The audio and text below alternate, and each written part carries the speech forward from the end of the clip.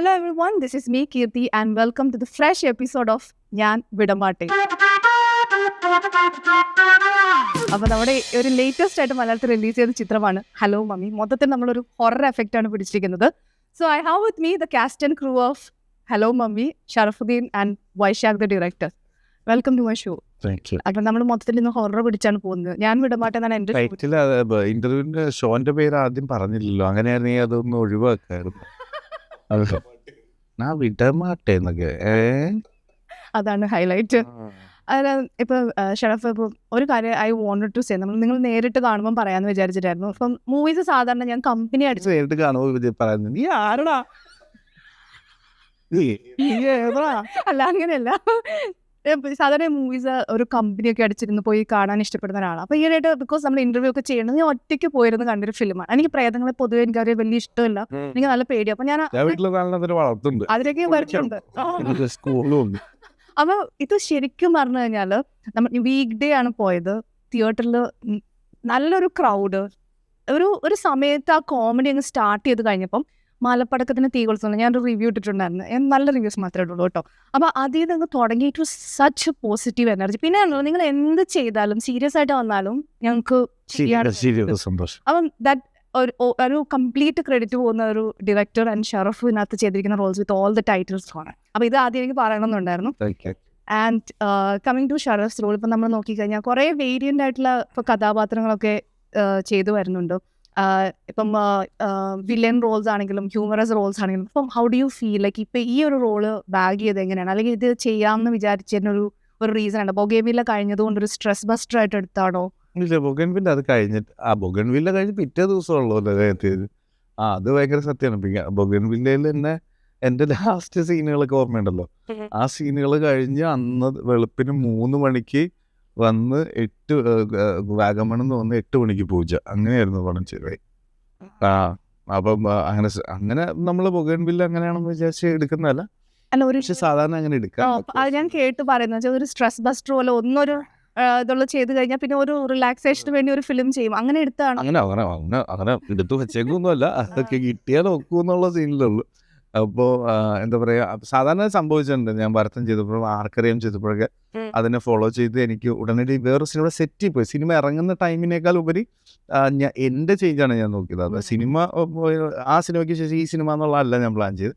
Mentally എനിക്ക് കിട്ടുന്നൊരു ഒരു ആ ബ്രേക്ക്, അങ്ങനെയുള്ളൊരു ക്യാരക്ടറൊക്കെ ചെയ്തതിൻ്റെ ഒരു ബ്രേക്ക് ഉണ്ടല്ലോ, അപ്പോൾ അത് കിട്ടുന്നത് എനിക്ക് ഭയങ്കര ഇഷ്ടമാണ്. പിന്നെ ഇത് ആർക്കും കേട്ട ഇഷ്ടമാവുന്നു. ഞാൻ ആദ്യമായിട്ട് കേട്ടപ്പോൾ ഭയങ്കര ഇഷ്ടമായിട്ടുള്ളത്. ഇപ്പം മലയാളം ഇൻഡസ്ട്രി നമ്മൾ നോക്കിക്കഴിഞ്ഞാൽ കൂടുതലും ഡെബ്യൂ ഡയറക്ടേഴ്സ് ഒക്കെ ഫിലിമിലേക്ക് വരുന്ന ഒരു സമയമാണ്. നല്ലൊരു അക്സെപ്റ്റൻസ് കിട്ടുന്നുണ്ട്, ആക്ടേഴ്സ് സ്റ്റോറി കേൾക്കുന്നുണ്ട്, ഫിലിം മുന്നോട്ട് വരുന്നുണ്ട്. അപ്പം വൈശാഖിനെ നോക്കിക്കഴിഞ്ഞ് കഴിഞ്ഞാൽ ഇപ്പം സീനിയർ ആക്ടേഴ്സ് ജഗദീഷ് ചേട്ടനും ഷറഫുദ്ദീനും എല്ലാവരും അതിനകത്ത് അഭിനയിച്ചിട്ടുണ്ട്. എങ്ങനെയാണ് ജോണി ആന്റണി ചേട്ടൻ, എങ്ങനെയാണ് ഇവരൊക്കെ ഒന്ന് ടൈം ചെയ്യുന്നത് അല്ലെങ്കിൽ മാനേജ് ചെയ്യാൻ പറ്റുന്നത്? അതിനിപ്പം ഇവർ പറഞ്ഞ അനുസരിക്കുന്നുണ്ടോ? എങ്ങനെയാണ് ഈ കാര്യം പറഞ്ഞ് ഇവരുടെ അടുത്ത് കൺവിൻസ് ചെയ്യുന്നത്? ഇവർക്ക് എല്ലാവർക്കും ഈ സ്റ്റോറി ഭയങ്കരമായിട്ട് ഇഷ്ടമുണ്ടായിരുന്നു. അപ്പോൾ ഇവരുടെ റോൾസ് ആണെങ്കിലും ഡൗട്ട്സ് തുടക്കത്തിലൊരു 4-5 ദിവസമൊക്കെ നമ്മളതിനകത്തേക്ക് ഒന്ന് ഇന്നാവാൻ വേണ്ടിയിട്ട് എടുത്തെങ്കിലും പിന്നെ ഇവരെല്ലാവരും തമ്മിൽ നല്ല ബോണ്ടിങ്. അപ്പോൾ ജോണി ചേട്ടനും ഷറഫും ആണെങ്കിലും ഭയങ്കര ബോണ്ടിങ് ആയിരുന്നു, ജഗദീഷ് ചേട്ടനാണെങ്കിലും. അപ്പോൾ ആദ്യത്തെ ദിവസങ്ങളിൽ ഇവരുടെ ഡിസ്കഷൻസ് പരിപാടിയായി. പിന്നെ ഇവരെല്ലാവരും ആ കഥാപാത്രങ്ങളായിട്ടങ്ങ് പിന്നെ എല്ലാവർക്കും ഭയങ്കര ഹൈ ആയിരുന്നു, ചെയ്യണം, ഭയങ്കര എന്താ പറയുക, കിട്ടിയ റോൾ അടിപൊളിയാണ്. മമ്മി ഉൾപ്പെടെ മമ്മിക്ക് ഭയങ്കര അടിപൊളിയായിരുന്നല്ലോ ചെയ്യാൻ. അത് ഞാൻ ഷറഫിൻ്റെ അടുത്ത് ചോദിക്കണമെന്ന് വിചാരിച്ചു. ഇപ്പം നമ്മളൊരു കോമഡി ഹ്യൂമർ റോൾ ചെയ്യുന്ന സമയത്ത് നമ്മുടെ ഓപ്പോസിറ്റ് നിൽക്കുന്ന ആളുടെ ഒരു ഔട്ട്പുട്ട് നമുക്ക് ഭയങ്കര ഇമ്പോർട്ടൻ്റ് ആണ്, അല്ലെ? കോമഡി സ്പോണ്ടേനിയസ് ആയിട്ട് വരാൻ വേണ്ടി. അപ്പം ഇവിടെ നോക്കിക്കഴിഞ്ഞാൽ ഒരു ഇൻവിസിബിൾ ആയിട്ടുള്ള ഒരു ക്യാരക്ടറാണ് ഇതിനകത്ത്. ഒരു സമയം തൊട്ട് നിങ്ങൾ തമ്മിലുള്ള ഒരു സീൻസ് ആണ്. എങ്ങനെയാണ് അത് ഇംപ്ലിമെന്റ് ചെയ്തത്, അല്ലെങ്കിൽ അത് ആരെയും മനസ്സിൽ വിചാരിച്ചോ? ഈ മമ്മി എന്ന് പറയുമ്പോൾ ഞാനിങ്ങനെ അല്ലെങ്കിൽ ആരെയായിരിക്കും ഇനി കാണിക്കാൻ പോകുന്നത്? സെക്കൻഡ് പാർട്ടിൽ ഇനി മമ്മി വരുമോ? എന്താ സംഭവം എന്തായിരിക്കും? എങ്ങനെയാണ് അത് ഇംപ്ലിമെന്റ് ചെയ്തത് ശരിക്കും? അല്ല, അങ്ങനെ ഒന്നുമില്ല. ഈ ഒരു ഐഡിയ, ഈ ക്യാരക്ടർ നമുക്ക് നന്നായിട്ട് അറിയാലോ, ഈ കഥ പറഞ്ഞാൽ അറിയാലോ. ശരിക്കും മമ്മിയാണെങ്കിലും സെൻട്രൽ ക്യാരക്ടർ, എല്ലാ രീതിയിലും സിനിമയിലെ ടൈറ്റിൽ ക്യാരക്ടർ മമ്മിയാണ്. അപ്പം മമ്മീനെ പഠിക്കാതെ ആർക്കും ഈ സിനിമ ചെയ്യാൻ പറ്റില്ല. സോ മമ്മി ഇൻവിസിബിൾ ആണ്. മമ്മി എന്ന് പറഞ്ഞ ക്യാരക്ടർ നമുക്ക് ഇത് ചെയ്യുന്നില്ല. അപ്പം മമ്മീനെ പഠിക്കാതെ നമുക്ക് നമ്മുടെ ക്യാരക്ടറിനെ കിട്ടില്ല. അപ്പം അതുകൊണ്ട് തന്നെ അത് വലിയ പ്രശ്നം ഉണ്ടായിരുന്നില്ല എന്നാണ് എനിക്ക് തോന്നിയത്. അപ്പോൾ മമ്മിയെക്കുറിച്ച് നമ്മുടെ മമ്മിയെക്കുറിച്ചുള്ള അറിവും മമ്മി എങ്ങനെയൊക്കെ പ്രവർത്തിക്കും എന്നുള്ളതിനെ കുറിച്ചും നമ്മളുടെ ക്യാരക്ടറിന് ഇപ്പൊ വീട്ടിൽ വന്ന ഐശ്വര്യ പറഞ്ഞു തരുന്ന സീനുണ്ട്. പക്ഷെ നമ്മളത് സ്ക്രിപ്റ്റ് വായിച്ച് നമുക്ക് അറിയാം മമ്മി ഇങ്ങനെയാണോ, മമ്മി അടിക്കും, മമ്മി പ്രശ്നമാണോ, മമ്മിക്ക് OCD ഉണ്ട് എന്നൊക്കെ ഉള്ളതൊക്കെ നമുക്കറിയാം. അപ്പം അതിനനുസരിച്ച് പെരുമാറുക എന്നുള്ളതാണ്. പിന്നെ ഞാൻ ആദ്യമായിട്ടാണ് അങ്ങനെ ഒരു ഒരു VFX വരാൻ പോകുന്ന അല്ലെങ്കിൽ അങ്ങനെ വരുന്ന ഒരു സംഭവത്തിൽ അഭിനയിക്കുന്നത് ഞാൻ ആദ്യമായിട്ടാണ്. അതിൽ എൻ്റെ ഒരു ധാരണ, എൻ്റെ ഒരു ജഡ്ജ്മെൻറ്റ് വെച്ചാണ് ഞാൻ ചെയ്യുന്നത്. പിന്നെ അതിൻ്റെ ഓപ്പോസിറ്റ് ചെയ്ത ആർട്ടിസ്റ്റ് എന്ന് പറയുന്നത് VFX ആണല്ലോ, CG ആണ്. അത് അവരാണ്, അവരെല്ലാം ആ ടീമാണ് എന്നെ മറ്റേ ക്യാരക്ടറിനെ ഉണ്ടാക്കിയെടുത്തേക്കുന്നത്. അവരെ എൻ്റെ ഓപ്പോസിറ്റ് കണ്ടതിന് ശേഷമാണ് അത് ചെയ്യുന്നത്. അപ്പോൾ അവർ അതിനനുസരിച്ച് ചെയ്ത കാരണം കൊണ്ട് അത് കറക്റ്റായിട്ട് നമുക്ക് വർക്ക് ചെയ്തു. അത് അവരുടെ വർക്ക് ഭയങ്കര അപ്രീഷിയേറ്റ് ചെയ്യണം. കാരണം ഞാൻ ചെയ്യുന്നത് എന്താണോ അതിന് ഓപ്പോസിറ്റ് അവർ ഡിസൈൻ ചെയ്തതാണ് അവരുടെ വർക്ക്. ഭയങ്കര ഒരു സീനിൽ പോലും നമുക്കത് കൺവിൻസിങ് അല്ലാതെ തോന്നില്ല. നമുക്ക് ശരിക്കും തോന്നും ഇങ്ങനെ മമ്മി ഒരാളവിടെ ഉണ്ട്, നമ്മളിങ്ങനെ ഇമാജിൻ ചെയ്തു പോകുന്ന ഒരു കാര്യമുണ്ട്. പിക്ടോറിയൽ എഫക്ട്സ് എന്ന് പറയുന്ന കമ്പനിയാണ് ചെയ്തത്. ഞാൻ വൈശാഖിന്റെ അടുത്തത് ചോദിച്ചിട്ടുണ്ടായിരുന്നു. VFX നമുക്കിപ്പോൾ ഏത് സീനിൽ കാണുമ്പോൾ ടുവേർഡ്സ് ലാസ്റ്റ് ആണെങ്കിൽ പോലും എല്ലാ സീൻസിലും ഭയങ്കര കൺവിൻസിങ്. പണ്ട് മലയാളം ഇൻഡസ്ട്രിയിൽ നമുക്ക് VFX കാണുമ്പോൾ പുലി വരുന്ന കണ്ടാൽ നമുക്ക് ചിരി വരുമായിരുന്നു. പക്ഷെ ഇപ്പം നോക്കിക്കഴിഞ്ഞാൽ നമുക്ക് ശരിക്കും പറഞ്ഞാൽ നമ്മളും അത് ബിലീവബിൾ ആയിട്ടുള്ള രീതിയിൽ അത് ഡെലിവർ ചെയ്ത് തുടങ്ങിയിട്ടുണ്ട്. എനിക്കിപ്പോഴും തോന്നിയൊരു കാര്യം, നമ്മൾ ഹ്യൂമറസ് ആയിട്ടൊരു കഥാപാത്രം ചെയ്യുമ്പോൾ ആദ്യം അതെനിക്ക് ഷറഫിനടുത്ത് ചോദിക്കണം, does it come naturally to you, like are you humorous person, അങ്ങനെയാണോ, അതോ അത് എഫേർട്ട് എടുത്ത് ചെയ്യേണ്ട ഒരു കാര്യമാണ്, എങ്ങനെയാണ്? ലൈക്ക് 2 ടൈപ്പ് ഓഫ് ആക്ടേഴ്സ് ഉണ്ടല്ലോ. അതൊരു ലോജിക്കലാണ്. ആ സ്ക്രിപ്റ്റിലിരിക്കുന്ന തമാശ നമ്മൾ ആസ്വദിച്ചിട്ടുണ്ടെങ്കിൽ നമുക്കത് ചെയ്യാൻ പറ്റും എന്നുള്ളതാണ്. അത് ആസ്വദിച്ചിട്ടില്ല, നമുക്ക് കിട്ടുന്നില്ലെങ്കിൽ എനിക്ക് കിട്ടാത്തൊരു തമാശ എൻ്റെ അടുത്ത് പറഞ്ഞാൽ അതിപ്പോൾ പ്ലേസ് ചെയ്യാൻ പറഞ്ഞാൽ ഞാൻ കൺഫ്യൂസ്ഡ് ആയിട്ട് ചെയ്യുമായിരിക്കും. ചിലപ്പോൾ ഡയറക്ടർക്ക് അത് മതിയാവും, ഡയറക്ടർ അത് വെച്ച് ചിരിപ്പിക്കുകയും ചെയ്യുമായിരിക്കും. പക്ഷെ അത് ചിലപ്പോൾ എന്നൊരു സാറ്റിസ്ഫാക്ഷൻ എനിക്ക് തരില്ലായിരിക്കും. അപ്പം എനിക്ക് തോന്നുന്നു ഈ കോമഡിയുടെ ഒരു നമ്മുടെ ജീവിതശൈലിയുടെ ഒരു ഫ്ലോയിലനുസരിച്ച് അത് കിട്ടുന്നതായിരിക്കും. അങ്ങനെ കോമഡിയൊക്കെ വരുന്നതായിരിക്കും. അല്ല, റിയൽ ലൈഫിൽ ഇങ്ങനെയാണോ, ലൈക്ക് ഒരു ഹ്യൂമറസ് ആയിട്ടുള്ള ഒരാൾ തന്നെയാണ്? ഞാൻ എന്റെ സ്പേസുകളിലൊക്കെ ഓക്കെയാണെന്ന്, ഞാൻ ഭയങ്കര തമാശക്കാരനാണ്, ഞാൻ പറയുന്നത് ഭയങ്കര മോശമാണെന്നാണ് എന്റെ അഭിപ്രായം. വൈശാഖ് പറയുകയാണെങ്കിൽ എങ്ങനെയാണ് ഇവരുടെ ഒരു എങ്ങനെയാണ് ഷർഫുദ്ദീൻ ലൈക്ക് സ്പോണ്ടേനിയസ് ആയിട്ട് ഇംപ്രവൈസേഷൻസ് ഒക്കെ കൊണ്ടുവരുന്ന ഒരു ഹ്യൂമറസ് ആയിട്ട്? അതിൽ പുള്ളി ചിലതൊക്കെ നമുക്ക് ഒരു നമ്മൾ ഇപ്പോൾ പറഞ്ഞ പോലെ തന്നെ നമ്മുടെ സീനിൽ ഇതാണ് ഡയലോഗ്, അപ്പം ആ ഡയലോഗ് പോരാ, ഇവിടെ ഇതിനും നല്ലത് വേണം എന്ന് പറഞ്ഞ് ഞങ്ങൾ ഡബ്ബ് ശരിക്കും 5 പ്രാവശ്യം 6 പ്രാവശ്യം മാറ്റി വെച്ചിട്ടുണ്ട്. ആ ഒരു ഡയലോഗ് അവിടെ വേണം, അല്ലെങ്കിൽ വേറെ എന്തെങ്കിലും, എന്നാലും ഇത് വർക്കാവും. അപ്പം അങ്ങനത്തെ പരിപാടികൾ പുള്ളിയായിരുന്നു. അപ്പം ബേസിക്കലി ഞാൻ പറഞ്ഞില്ല, ഇവരെ ആക്ടേഴ്സാണ്, ഇവരെപ്പോഴും ജഗതി ചേട്ടൻ, അമ്പിളിച്ചേട്ടൻ ഏതെങ്കിലും ഒരു സ്റ്റേജിൽ ഒരു കൊമേഡിയനായിട്ട് നമ്മൾ ലൈവിൽ കണ്ടിട്ട് ഇല്ല. അതാണ് ഞാൻ അത് വെച്ചിട്ടാണ് ഞാൻ ആക്ച്വലി അത് ചോദിച്ചത്. ഉള്ളിൽ അതുണ്ട്. പക്ഷെ ഇവരെപ്പോഴും അങ്ങനെ നമ്മളെപ്പോഴും അങ്ങനെ തമാശ, പക്ഷേ ഇതിനുള്ളിൽ നിന്ന് വരുന്ന ഒരു ഡയലോഗ് ആയിരിക്കും ചിലപ്പോൾ അത് ഭയങ്കരമായിട്ട് അടിക്കും. അതെ, മറ്റേ ഏത് പറ്റിക്കാണ് അതിനകത്ത് വരുന്ന ഡയലോഗ്സ് ഒക്കെ ശരിക്കും ആ എക്സ്പ്രഷനോട് വരുമ്പോഴാണ് നമുക്കത് കംപ്ലീറ്റ്ലി അതൊക്കെ എഴുതപ്പെട്ട ഡയലോഗ് കേട്ടോ, അതൊക്കെ സ്ക്രിപ്റ്റിൽ ഉണ്ടായിരുന്ന ഡയലോഗ്. അതേപോലെ തന്നെ 100 പ്രശ്നങ്ങളുണ്ട്, 4 പറയുന്നു പറയുന്നത്, 4 പറയും പുള്ളി അപ്പൊ അപ്പൊ പറഞ്ഞാണ്, ഞാൻ പറഞ്ഞതാണ് പണ്ടൊക്കെ കത്തുമായിരുന്നു. അത് ചേച്ചി ഇത് ഇങ്ങനെ ചെയ്ത് അത് ആദ്യം കത്തിക്കാനായിരുന്നു പരിപാടി. അല്ല കത്തലായിരുന്നു, പക്ഷെ നമ്മളതിനെ പറഞ്ഞു അല്ല അതെ ഇങ്ങനെ ചേച്ചി, അപ്പൊ ചേച്ചിക്ക് ഒരു ക്ലാസിക് ടോൺ ഇല്ലേ ചേച്ചിയുടെ, അപ്പൊ അത് നക്ഷത്രത്തിലൊക്കെ ചേച്ചിനെ കിട്ടാൻ വേണ്ടിട്ട് അപ്പൊ അവരിങ്ങനെ എന്തൊക്കെയോ പറഞ്ഞ ഇങ്ങനെ പറഞ്ഞ ചേച്ചി പണ്ടൊക്കെ കത്തുമായിരുന്നു. ചേച്ചി മറ്റേ ടോണി പറഞ്ഞു പണ്ടൊക്കെ കത്തുമായിരുന്നു, ആ സാധനം പഠിക്കാൻ പറഞ്ഞു ചേച്ചി. എന്തോ പഠിക്കാൻ ചേച്ചി ശരിക്കും പറഞ്ഞാൽ ഇതിനകത്ത് നിങ്ങളൊരു സർപ്രൈസ് എലിമെന്റ് പോലെ വെച്ചിട്ടുണ്ടായിരുന്നു അല്ലേ ചേച്ചിയുടെ കഥാപാത്രം? ഇതിനകത്തൊരു സർപ്രൈസ്, ഇപ്പം നമ്മൾ ഫിലിം കണ്ട എല്ലാവരും അത് ഫെമിലിയർ അല്ലെങ്കിൽ ഒരു സർപ്രൈസ് എലിമെന്റ് ആയിട്ട് തന്നെയാണ് ചേച്ചി ഇതിനകത്ത് വരുന്നത്. ഞാനും ഇന്ന് ചേച്ചി ഹിറ്റ് കൂട്ടുകേട്ടാ, ഞങ്ങൾ 3 സിനിമ സൂപ്പർ ഹിറ്റാണ്. റോഷാക്കും മധുരമനോഹരമോ ഇത് മധുരമനോഹരമോഹത്തിലാണ് മറ്റേ ആനയുടെ സീനൊക്കെ ഇവരുടെ അതില് മറ്റേ സീനും ഞാനും ചേച്ചി അപ്പൊ സ്പോട്ടിലും അത് ചേച്ചിയൊക്കെ പൊളിയാന്ന്. ചേച്ചി മറ്റേ ഇതില്ലേ നമ്മുടെ എന്താ പറയാ, അമ്മയ്ക്ക് ഹോസ്പിറ്റലിൽ വെച്ച് കൊച്ചു മാറിപ്പോയെന്ന്, അത് സ്പോട്ടിൽ അവിടെ ഇംപ്രവൈസ് ചെയ്താ. ഹോസ്പിറ്റലിൽ വെച്ച് കൊച്ചു മാറിപ്പോയോ എന്ന് ചോദിക്കുമ്പോ എനിക്കങ്ങനെ അറിയാനാടാ, ഞാൻ സെഡേഷനിലല്ലേ എന്നൊക്കെ. ഭയങ്കര അടിപൊളി ഭയങ്കര നല്ല കലക്ക് ഹ്യൂമർ സെൻസ് ആണ് ചേച്ചി. അല്ല, ഈ ഒരു ടീം മൊത്തം എടുത്തു കഴിഞ്ഞാൽ കാസ്റ്റിംഗ് എന്ന് പറഞ്ഞു കഴിഞ്ഞാൽ ഇതിനകത്ത് നമുക്ക് വേറൊരാളെ ചിന്തിക്കാൻ പറ്റില്ല. ഷറഫിന്റെ റോളാണെങ്കിലും ഐശ്വര്യന്റെ റോളാണെങ്കിലും എല്ലാവരും ചെയ്തിരിക്കുന്ന അവർക്ക് ഏറ്റവും സൂട്ടബിൾ ആയിട്ടുള്ള റോൾസ്. ഈ ഹ്യൂമർ കഥാപാത്രങ്ങളൊക്കെ ചെയ്യുന്ന സമയത്ത് ശരിക്കും നമ്മൾ ഭയങ്കര റിലാക്സ്ഡ് ആയിട്ട് ചെയ്യണം എന്ന് പറയും. അപ്പം അങ്ങനെ ഇപ്പം സ്ട്രെസ്ഫുൾ ആയിട്ടുള്ള സിറ്റുവേഷൻസ് ഒക്കെ ആണെങ്കിൽ ഇമോഷണൽ എങ്ങനെയാണ് അത് നിങ്ങളത് ഹാൻഡിൽ ചെയ്ത് മാറ്റി വെച്ചാൽ ആസ് എൻ ആക്ടർ അതിലേക്ക് അതാണോ ആക്ടിങ് എന്ന് പറയുന്നത്? എങ്ങനെയാണ് ആ ഒരു റോളിലേക്ക് വരിക എന്ന് വെച്ചാൽ എനിക്ക് എനിക്ക് സ്ട്രെസ്ഫുൾ സിറ്റുവേഷൻസ് ഒക്കെ ഉണ്ടാവുമ്പോൾ നമുക്കൊരു ബുദ്ധിമുട്ടുണ്ടാവും നമ്മളെ. പക്ഷെ നമ്മളെ രക്ഷിക്കുന്നത് ആ സമയത്ത് ആ സീനിൽ നിന്നായിരിക്കും നമ്മൾ ആ സ്ട്രെസ്സിൽ നിന്ന് രക്ഷപ്പെടും. സ്ട്രെസ് മെയിൻറ്റെയിൻ ചെയ്യാൻ വലിയ താല്പര്യമില്ലാത്തവരല്ലേ.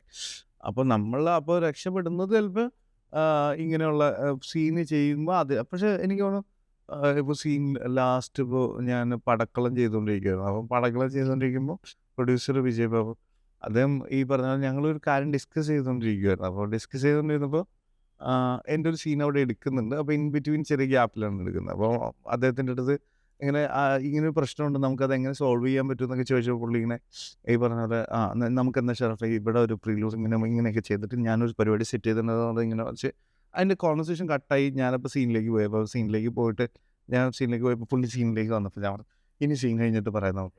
അപ്പം പുള്ളി അപ്പോൾ ഈവനിങ് ഞങ്ങൾ വെറുതെ വർത്തമാനം പറഞ്ഞ് പറഞ്ഞു താൻ എന്താണെന്ന് മനസ്സിലായി, തന്നെ ഇടയിൽ ഡിസ്റ്റർബ് ചെയ്തിട്ടൊരു കാര്യമില്ല എന്നുള്ളതാണ്. അപ്പോൾ എനിക്ക് തോന്നുന്നത് അങ്ങനെയാണ്. ലൈക്ക് ആ സീനിന് നമ്മൾ അതിനാണല്ലോ നമ്മൾ ആ സെറ്റിൽ വന്നേക്കുന്നത്. നമുക്കുള്ള സൗകര്യങ്ങൾ ചായ വെള്ളം ചോറ് എല്ലാം തന്ന് നമ്മൾ ആ സീൻ ചെയ്യാൻ വേണ്ടിയാണല്ലോ അവിടെ ഇരുത്തിയിരിക്കുന്നത്. അപ്പോൾ ആ സമയത്ത് നമ്മുടെ ബാക്കിയുള്ള പ്രശ്നങ്ങൾ നമ്മൾ എടുത്തിട്ട് വരുന്നതിലും അർത്ഥമില്ല. കാരണം നമ്മൾ അതിനു വേണ്ടിയാണ് എല്ലാവരും കൊണ്ടുവന്നിരിക്കുന്നത്. അല്ലെങ്കിൽ നമ്മൾ ആസ് എൻ ആർട്ടിസ്റ്റ് നമ്മുടെ ധർമ്മം അതാണ്. അപ്പം അത് നമ്മൾ പ്രോപ്പറായിട്ട് ചെയ്യാന്നുള്ളതാണ്. അപ്പോൾ ആ സമയത്ത് സ്ട്രെസ്സും ബാക്കിയുള്ള പിടിച്ചാൽ അത് അധികം നാൾ പിടിക്കാൻ പറ്റില്ല എന്നുള്ളതാണ്. നമ്മൾ മാറ്റി അപ്പൊ ശരിക്കും അൺവൈൻഡ് ചെയ്യാനായിട്ട് വേറെ എന്തെങ്കിലുമൊക്കെ like do you think like ഒരു മെഡിറ്റേഷനോ ഇല്ല, ഞാൻ കൂടി വന്നു കഴിഞ്ഞാൽ എനിക്കൊന്ന് ഡൈവേർട്ട് ചെയ്യണമെന്ന് വെച്ചാൽ പാട്ട് കേൾക്കും. പാട്ട് കേട്ട് ഡോപ്പമിൻ ഹിറ്റ് വന്ന് അങ്ങനെ എന്തെങ്കിലുമൊക്കെ ആയിരിക്കും പിടിക്കുക. അങ്ങനെ ആക്കുമ്പോൾ ഒരു ഭയങ്കരമായിട്ടൊരു സ്ട്രിക്റ്റ് റൂൾസ് ഞാൻ ഫോളോ ചെയ്യുന്നില്ല. ഒരു ഫ്ലോ എന്താണോ ആ ഫ്ലോയിലേക്ക് അങ്ങ് ചേരാന്നുള്ളൂ. ഇപ്പം സൂപ്പർ നാച്ചുറൽ പവറിന്റെ കാര്യമാണ് നമ്മൾ ഇതിനകത്ത് മെൻഷൻ ചെയ്യുന്നത്. മമ്മി എന്ന് പറഞ്ഞ കഥാപാത്രം നമുക്ക് ഇപ്പം ജഗദീഷ് ചേട്ടൻ പറഞ്ഞോളൂ വേണമെങ്കിൽ നമുക്കത് വിശ്വസിക്കാം. ഉണ്ടെന്ന് വിശ്വസിക്കുന്ന കുറച്ച് ആൾക്കാരുണ്ട്, ഇല്ലെന്ന് വിശ്വസിക്കുന്ന ആൾക്കാരുണ്ട്. അപ്പം നമ്മൾ പലപ്പോഴും നമ്മുടെ ഫ്രണ്ട്സിൻ്റെ ഇടയ്ക്ക് കഥകൾ അല്ലെങ്കിൽ നമുക്ക് പേഴ്സണലായിട്ട് അങ്ങനത്തെ ചെറിയ എക്സ്പീരിയൻസ് അങ്ങനെ നിങ്ങൾക്ക് എന്തെങ്കിലും സൂപ്പർ നാച്ചുറൽ എക്സ്പീരിയൻസ് എപ്പോഴെങ്കിലും ഫീൽ ചെയ്തിട്ടുണ്ടോ ലൈഫിൽ? കേട്ട കഥകൾ എനിക്കൊരിക്കലും ഒന്നുമില്ല. കഥകൾ കുറെ കേട്ടിട്ടുണ്ട്, ഒരുപാട് കഥകളെ കേട്ടിട്ടുണ്ട്. നാട്ടിൽ നടന്നതും പറഞ്ഞതും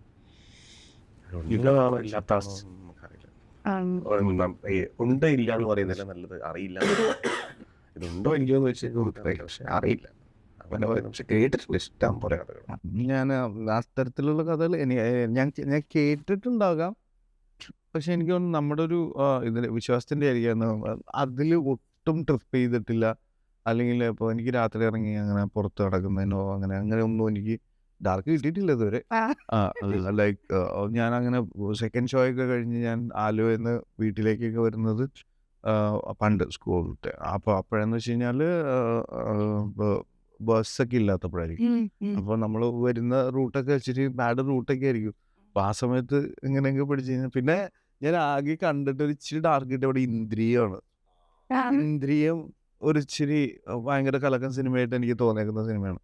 അപ്പം ഇടയ്ക്ക് അതൊക്കെ ഒന്ന് വെറുതെ മനസ്സിക്കണം തോന്നുന്നതാണ്. പക്ഷെ കൊറ്റക്കുരിച്ചിട്ട് നടക്കാം, കുഴപ്പമൊന്നുമില്ല. കോമഡി കഥാപാത്രങ്ങൾ ചെയ്യുന്ന ആക്ടേഴ്സ് ഇപ്പം വന്നു കഴിഞ്ഞ് കഴിഞ്ഞാൽ ഇപ്പം സീരിയസ് കഥാപാത്രങ്ങൾ ജഗദീഷ് ചേട്ടനാണെങ്കിലും കുറേ സീരിയസ് കഥാപാത്രങ്ങളും ചെയ്യുന്നുണ്ട്. മലയാളം ഇൻഡസ്ട്രി ഇപ്പം നമ്മളൊരു പല ചേഞ്ചസ് നമ്മൾ കാണുന്നുണ്ട്. വേൾഡ് വൈഡ് ഓഡിയൻസ് ഒരു പാൻ ഇന്ത്യൻ ആക്ടേഴ്സായിട്ട് പോകുന്ന കാര്യങ്ങൾ ഈവൻ തമിഴ് ഫിലിമിൽ ഇപ്പം ഷറഫുദ്ദീൻ കാലുവെക്കം പോവാണ് ചെയ്തുകൊണ്ടിരിക്കുകയാണ് റിലീസായത്. ഓക്കെ. അതൊരു സസ്പെൻസ് ത്രില്ലർ ഫിലിമാണ്. അതൊരു ക്രൈം, കുറച്ച് വയലൻസ് ഒക്കെ ഉള്ളൊരു പഴയ കഥയാണ്. പണ്ട് ചെന്നൈയിൽ നടന്നൊരു കഥയാണ്. ആ കഥയെ ബേസ് ചെയ്തിട്ടുള്ളൊരു സിനിമയാണ്. ആർ ജെ ബാലാജി, സെൽവരാഘവനൊക്കെ ആയിട്ടുള്ള സിനിമയാണ്. കുഴപ്പമില്ല. അല്ല, അങ്ങനെ ഫിലിംസ് ഇപ്പോൾ നമ്മൾ ചെയ്യുമ്പം സീരിയസ് കഥാപാത്രങ്ങൾ ചെയ്താലാണ് കൂടുതലും ഒരു അക്സെപ്റ്റൻസ് വരിക. എന്ന് വെച്ചാൽ ഓഡിയൻസ് അക്സെപ്റ്റൻസ് അല്ല, ആസ് എൻ ആക്ടർ ഒരു ക്രെഡിറ്റ് വരിക, that he's A perfect actor. അങ്ങനെ എപ്പോഴെങ്കിലും നിങ്ങൾക്ക് ഫീൽ ചെയ്തിട്ടുണ്ടോ, അല്ലെങ്കിൽ ഷറഫിന് ഫീൽ ചെയ്തിട്ടുണ്ടോ? അങ്ങനെ ഇമോഷൻ എല്ലാ മനുഷ്യരെയും പല ഇമോഷൻസ് ഉണ്ടല്ലോ. ആ ഇമോഷൻസിൻ്റെ എല്ലാ ഇമോഷൻസും ചെയ്യുക എന്ന് പറയുന്ന ഒരു ആക്ടർ ഒരു നല്ല ക്വാളിറ്റി അല്ലേ.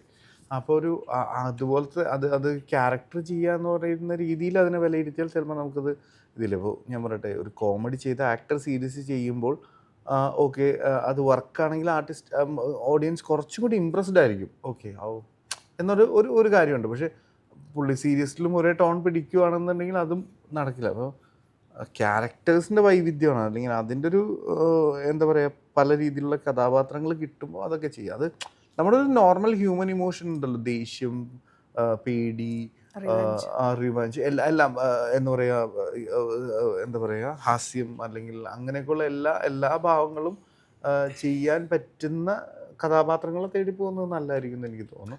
അതല്ലാതെ ഇത് ചെയ്താലാണ് അക്സെപ്റ്റൻസ് വരുള്ളൂ, നമ്മൾ നല്ല നടനായിട്ട് അങ്ങനെയാണെങ്കിൽ ഏറ്റവും കൂടുതൽ കോമഡി റോൾസ് ചെയ്തൊക്കെ എന്താ പറയുക, നമ്മുടെ അമ്പിളിച്ചേട്ടനെ അപ്രീഷിയേറ്റ് ചെയ്യുന്നതും, അല്ലെങ്കിൽ തിലകൻ സാറ് കൂടുതലും ചെയ്തിരിക്കുന്ന അച്ഛൻ കഥാപാത്രമാണ്. എന്താ തിലകൻ സാർ ഒരു മോൻ കഥാപാത്രം ചെയ്യായിരുന്നെന്ന് ഇവിടെ ഏതെങ്കിലും മലയാളി ചോദിച്ചിട്ടുണ്ടോ? ഇല്ല. അത് അദ്ദേഹം ചെയ്യുന്ന പരിപാടിയിൽ വർക്കാണത്. അദ്ദേഹം ഏറ്റവും കൂടുതൽ ചെയ്ത ക്യാരക്ടർ അച്ഛനാണ്. അച്ഛൻ കഥാപാത്രങ്ങളിൽ അദ്ദേഹം പല വേരിയേഷൻസ് കൊണ്ടുവന്നിട്ടുണ്ട്. അദ്ദേഹത്തിന് ഇവിടുത്തെ ലെജൻഡറി ആക്ടേഴ്സിൽ ഒരാളായിട്ടാണ് കാണുന്നത്. പക്ഷെ പുള്ളി ഒരു കോളേജ് സ്റ്റുഡൻ്റ് ആയിട്ട് മലയാളികൾ കണ്ടില്ലല്ലോ എന്ന് പറഞ്ഞ് ഇവിടെ ആരെങ്കിലും പരാതി പറയുന്നില്ല. ഇല്ല, പക്ഷെ പുള്ളിയുടെ ഒരു ഫോട്ടോ വന്നിട്ടുണ്ടായിരുന്നു അന്നത്തെ ഒരു കണ്ടു കഴിഞ്ഞാൽ നമുക്കൊരു ഇംഗ്ലീഷ് ഒരു ഹോളിവുഡ് ആക്ടറിന്റെ ലുക്കിലൊക്കെ വരുന്ന ഒരു സംഭവം. അപ്പോൾ അത് അങ്ങനെയൊന്നുമില്ല. ബട്ട് ആക്ടിങ് അത് എല്ലാ റോൾസും ചെയ്താലാണ് അതിലേക്കൊരു ഫ്ലെക്സിബിലിറ്റി വരുള്ളൂ അല്ലേ, അല്ലാതെ കോമഡി ഇതൊന്നും അങ്ങനെയൊന്നുമില്ല. അങ്ങനെ എല്ലാം ചെയ്യാൻ പറ്റണം എന്നുള്ളതാണ് ഇത്. പിന്നെ അത് ചെയ്യാൻ പറ്റുകയും വേണം. കാണുന്ന ആൾക്കാർക്ക് ഇഷ്ടമാണ്. നമ്മൾ എന്തൊക്കെ പറഞ്ഞാലും നമുക്ക് വേണ്ടി മാത്രമല്ലല്ലോ, നമുക്ക് വേണ്ടി അല്ലല്ലോ ഇത്, ശരിക്കും വേറെ ഓഡിയൻസിന് വേണ്ടിയാണ്. അപ്പോൾ അവർക്ക് ഇത് വർക്കാവണം. അല്ലാതെ എൻ്റെ സാറ്റിസ്ഫാക്ഷനും ഡയറക്ടറുടെ സാറ്റിസ്ഫാക്ഷനും പ്രൊഡ്യൂസറുടെ സാറ്റിസ്ഫാക്ഷനും അല്ല, അവരുടെ സാറ്റിസ്ഫാക്ഷനിൽ നമ്മൾ നിലനിൽക്കും. അല്ല, ഡയറക്ടറിന് അങ്ങനെ ഒരു സാറ്റിസ്ഫാക്ഷൻ ശരിക്കും ഇപ്പം വൈശാഖ് പുതിയതായിട്ടൊരു ഡെബ്യൂ ഡയറക്ടറാണ്. അപ്പം ഒരു എൻവിഷൻ ചെയ്തിട്ടുണ്ടായിരിക്കും ഈ ഫിലിം ഇങ്ങനെയായിരിക്കും പോകേണ്ടത്, അതുപോലെ തന്നെയായിരുന്നു ഔട്ട്പുട്ട്? അതോ ഇതൊരു ഫ്ലോയിൽ പോയി അങ്ങനെ വന്ന ഒരു മൂവി ആയിരിക്കും ഹലോ മമ്മി എന്ന് പറയുന്നത്? സിനിമയിൽ എപ്പോഴും ഞാനൊരു എക്സ്പീരിയൻസ്, എല്ലാവരും പറയും സിനിമയിൽ മാജിക് സംഭവിക്കും, മാജിക് ഓഫ് സിനിമ എന്ന് അറിയില്ല. അതുപോലെ ഞാൻ എക്സ്പീരിയൻസ് ചെയ്ത കുറേ മാജിക്കുകളുണ്ട് സംഭവിച്ചു പോയ കാര്യങ്ങൾ. ഇപ്പം നമ്മുടെ ആ ഇതിനകത്തേക്ക് വെച്ചിരിക്കുന്ന പാട്ടുകളാണെങ്കിലും പലതും പല രീതിയിൽ സംഭവിച്ച കാര്യങ്ങൾ. അപ്പോൾ ഈ കോമഡി എന്ന് പറയുന്ന സാധനങ്ങൾക്ക് എന്താണെന്ന് വെച്ചാൽ, ഇപ്പോൾ നേരത്തെ ചോദിച്ച പോലെ നമുക്കിത് കാണുമ്പം ഒന്നാമത് ഇപ്പോൾ ഷാറുഖ് ഖാനാണെങ്കിൽ ബാക്കിയുള്ളവരുടെയൊക്കെ ഒരുപാട് സിനിമകൾ കണ്ടു വന്ന ആളല്ല ഞാൻ. ഇവരെന്നെ ആദ്യമായിട്ടായിരിക്കും കാണും, ഞാനിവരെ ആയിട്ട് കാണുന്നുണ്ടല്ലോ. അപ്പോൾ അങ്ങനെ വരുന്നതുകൊണ്ട് ഈ കോമഡിയെ ഹെൽപ്പ് ചെയ്യാൻ നമുക്ക് ടെക്നിക്കലി ഭയങ്കരമായിട്ട് പറ്റില്ല. ഒരു ഫൺ സീനിനെ ഹെൽപ്പ് ചെയ്യാൻ ഇപ്പം DOP വിചാരിച്ചാലോ അല്ലെ മ്യൂസീഷ്യൻ വിചാരിച്ചാലോ അങ്ങനെ എല്ലാവർക്കും കൊടുക്കുന്നൊരു പരിധികളുണ്ട്. നേരെ ഒരു സ്വാഗ് ക്രിയേറ്റ് ചെയ്യാനോ ഒരു സീരിയസ് സീൻ ക്രിയേറ്റ് ചെയ്യാനോ നമുക്ക് എന്തെങ്കിലുമൊക്കെ ചെയ്തു കൊടുക്കാം. ഇവരുടെ കയ്യിൽ നിന്ന് വരേണ്ട സാധനം തന്നെയാണ് ഈ സീനിലെ, അതായത് ഫൺ സീനുകളിൽ ഇവരുടെ കയ്യിൽ വരുന്ന ഇനിയും മുകളിൽ ടോപ്പ് നോച്ച് അത് തന്നെയായിരിക്കും.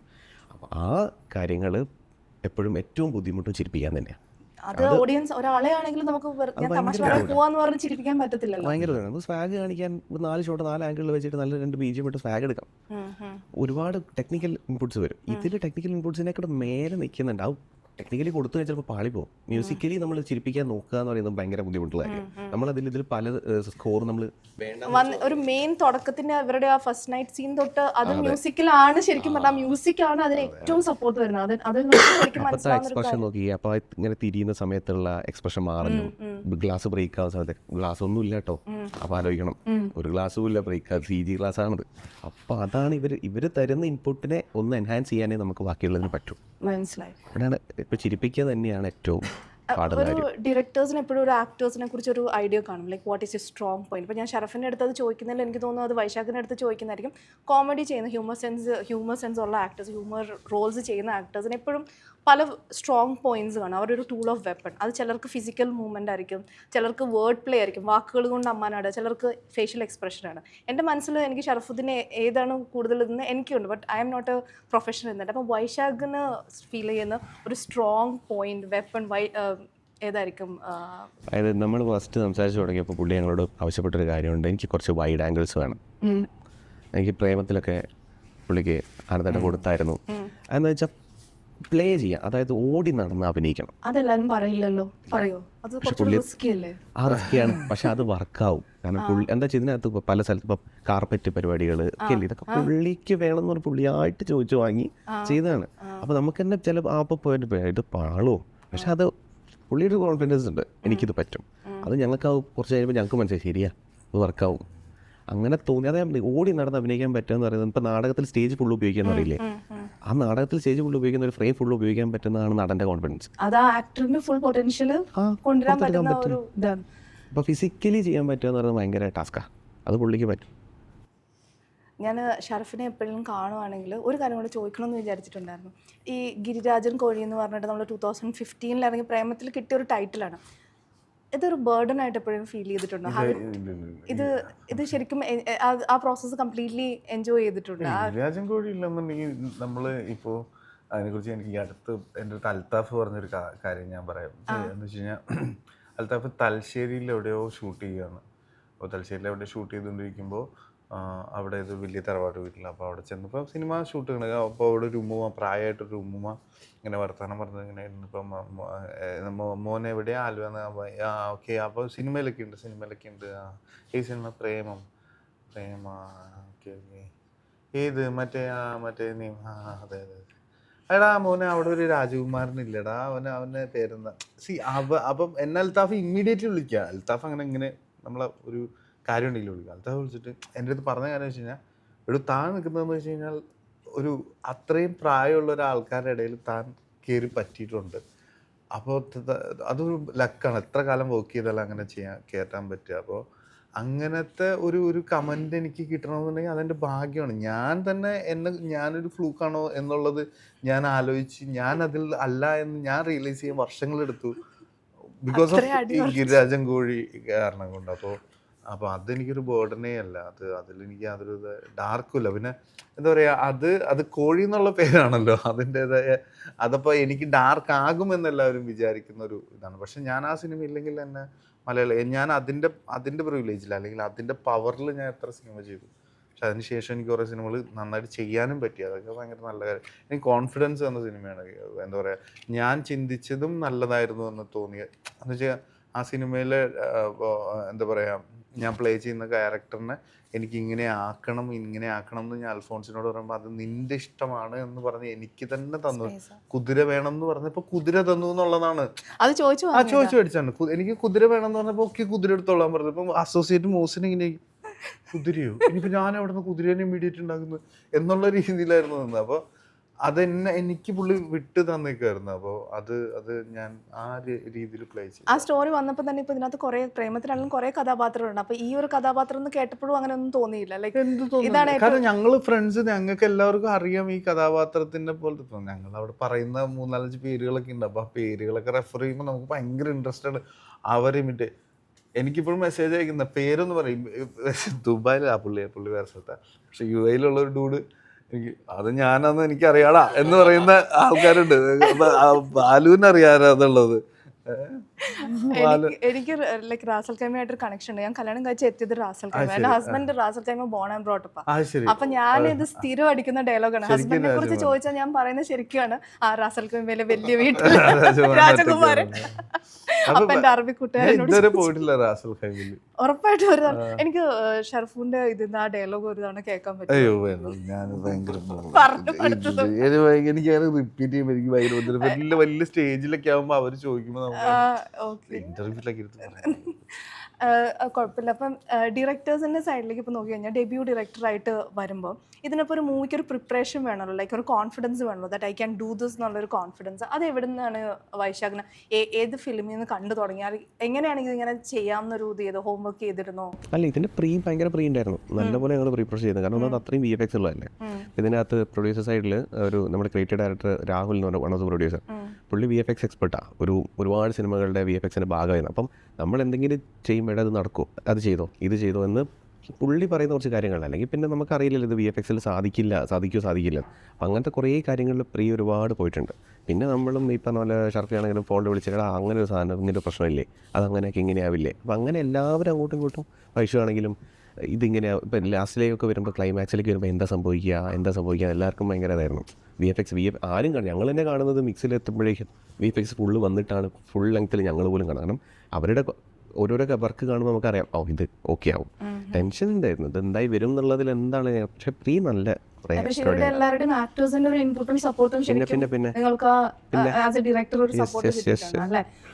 ഐഷുവിന്റെ ഇപ്പൊ നമുക്ക് ഐഷു നമ്മുടെ പില്ലെന്ന് പറഞ്ഞ ഡയലോഗ് മാറിപ്പോകും.